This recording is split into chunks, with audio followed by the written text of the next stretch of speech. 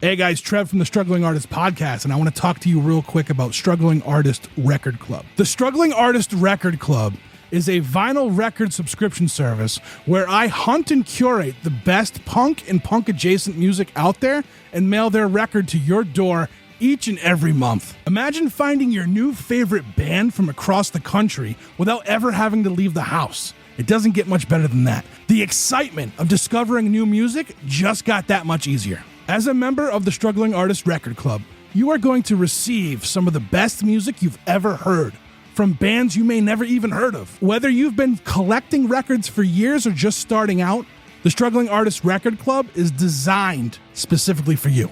And right now, all new members get a Struggling Artist Record Club exclusive along with the monthly selection. So head to StrugglingArtistRecordClub.com, pick a membership, and start building that collection today. Hey, this is Rev from the Drowns, and if you still believe in rock and roll, then keep the dial set here at the Struggling Artist Podcast. Alright, so I've had between 5 and 7 cups of coffee today and just watched a mini documentary about a crouton factory. So as you can see here, the situation has not changed. It's April 2025. Let's get into it. Check it.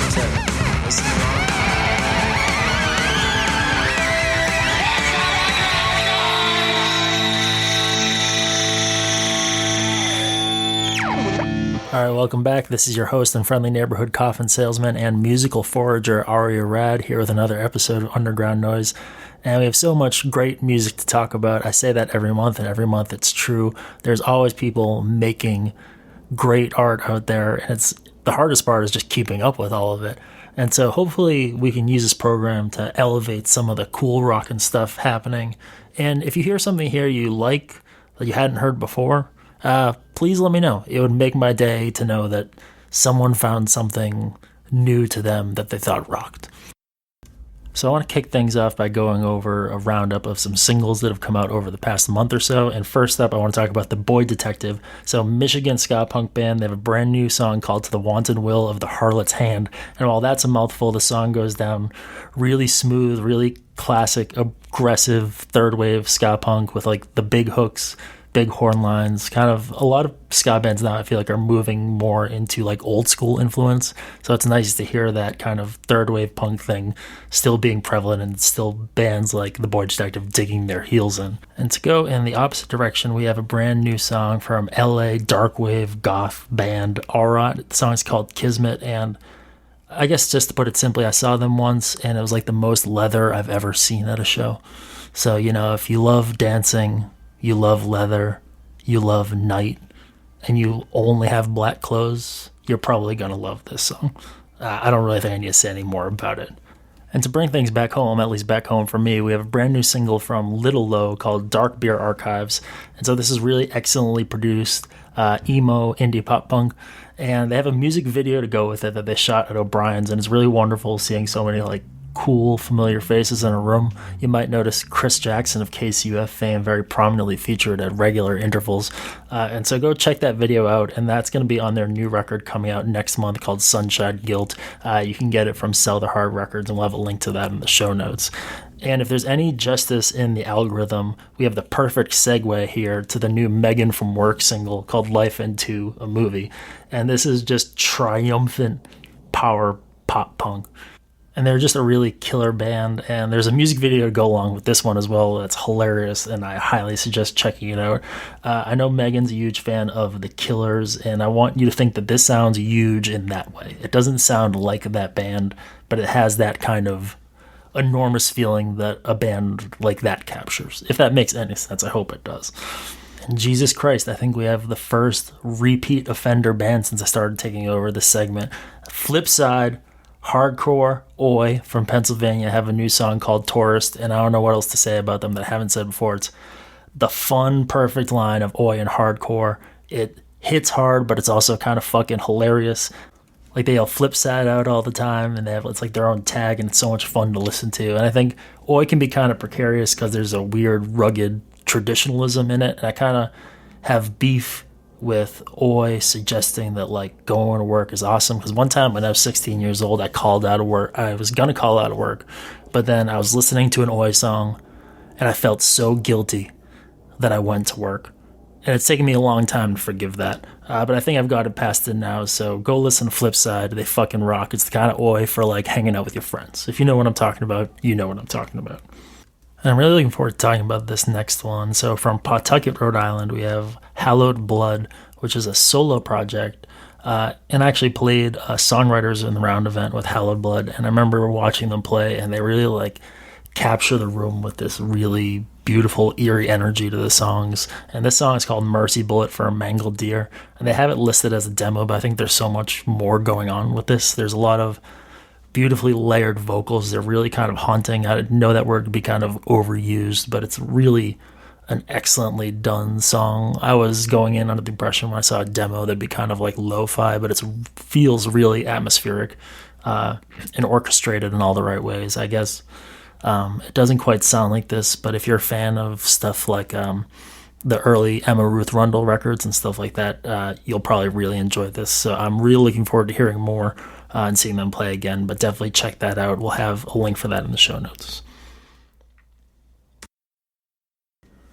And now it's turned towards EPs and records. I want to start off by talking about Ghost Girl GRL has a brand new record called Fractions, and I've seen them play a few times. It's been primarily, as far as I know, a solo project, but this is a really beautifully orchestrated kind of sad indie rock record.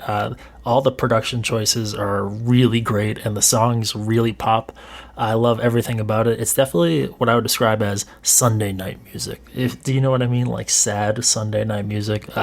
There's this wonderful line on the first song. It's, you call it unconditional love, and you ask if I know what that means, but I only love my dog like that. And then it just breaks into big, washed out shoegazy guitars. It's awesome. Definitely put this on your list for you sad people. Okay?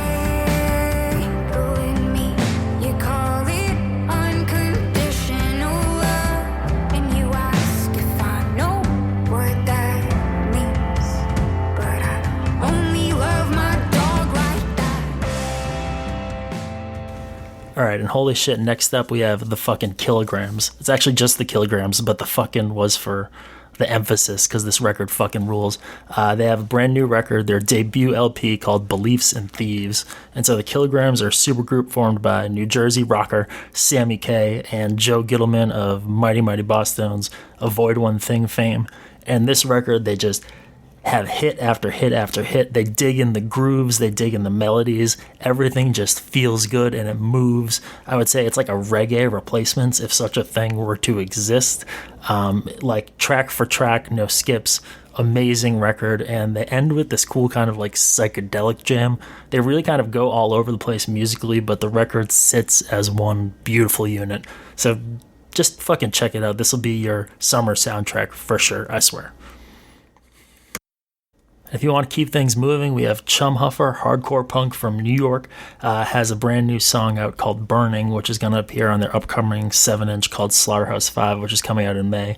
And what's cool about Chumhuffer is they're sort of like a meeting in the middle of like West Coast skate punk kind of things and like Boston, New York toughness. Like there's more of like that West Coast kind of melody, but then a lot of the ruggedness that you get from Boston hardcore bands and New York hardcore bands. And their frontman, Sean Refuse, used to play in the Boston hardcore band Refuse Resist, so you can definitely see a through line, but it's like a really cool sound that sits in a unique pocket. So definitely be on the lookout for that. And every time I hear sirens in the neighborhood when I'm recording, I take it as a sign that I'm doing a good job. And so to give myself a little congratulations, this next one's for me. There's a new record by Neptunian Maximalism, Le Sacre du Soleil Invaincu, and it's scary. What I would best describe this as is you're wandering through the woods and you stumble upon something you shouldn't have stumbled upon, and now you can't leave.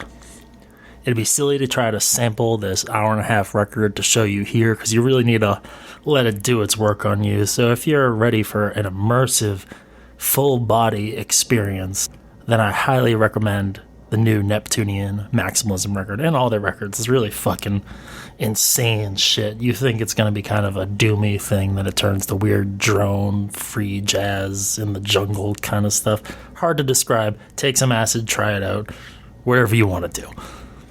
But while we're talking about fucking doom, Boston band Strawberry Coffin have a brand new record called Stoner Metal Against Capitalism, and it fucking rocks. From the instant you hear that first fuzzy guitar, you're like, oh, that's the fucking sound. That's the fucking stoner sound.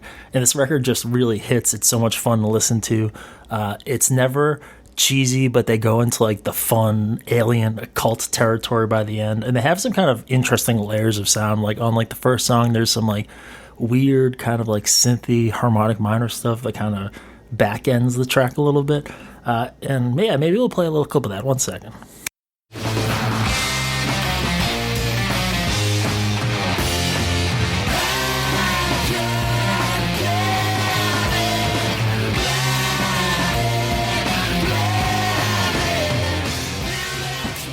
So yeah, you see what I'm talking about. I don't even smoke weed.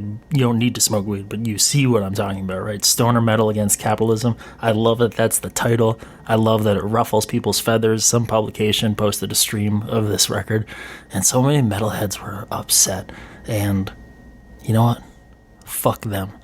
But this is a perfect transition to the new EP by Squally Green Thumb, which I don't want to go too in deep on because he has a whole new segment where he's talking about his monthly charity EPs.